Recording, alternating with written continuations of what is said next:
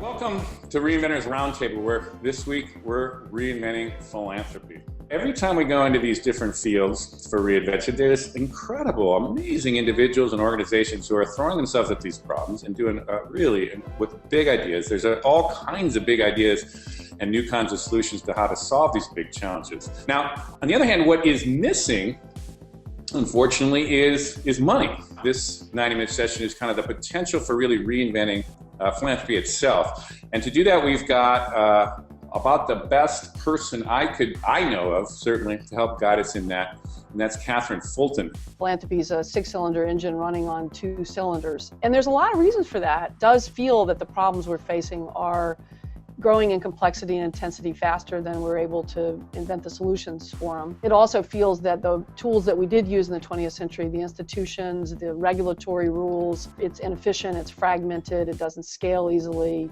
But at the same time, we're at an amazing moment of opportunity with a lot of things your Reinvention series is about, with the tools and the technology. There's a movement underway, a revolution, if you will, of corporate code to legitimize these businesses, called anything from social business to social enterprise, and in fact to use them to attract potentially billions of dollars in new capital. The other enormous area of change, blurriness, if you will, between charity and politics. So it's a blend of charity and business, it's a blend of charity and politics, and it's all gone digital. I believe that it's possible to use the power of technology to weave together this ecosystem of change agents to improve learning, to improve the flow of capital, so that these organizations are capable of tackling the great challenges of our time. How do we leverage all the individual efforts that are already going on all over the world and bring them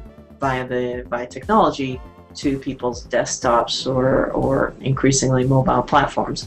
Endowment capital actually should be engaged in social mission. We've made the decision to actually make that 40% 100%, and to say to ourselves, mission return or mission impact and financial impact are co-equal for us. And we talk about the nonprofit capital market as if it were separate from the capital market. But in fact, there's only one capital market, and nonprofits are in it and foundations are in it. What Clara is talking about is a big idea, a really big idea, in terms of how the money is all put together in one place. At the institutional perspective, there's a lot of pressure on the rule systems. There's a lot of advocacy about changing the fiduciary responsibility rules of board members of nonprofits and opening them up.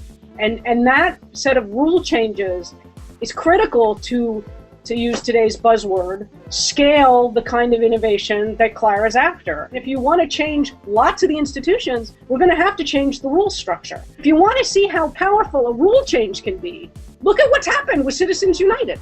When I think about what, in a best case scenario, the field might look like in 10 years, there's just one concept that comes to mind, and that's feedback.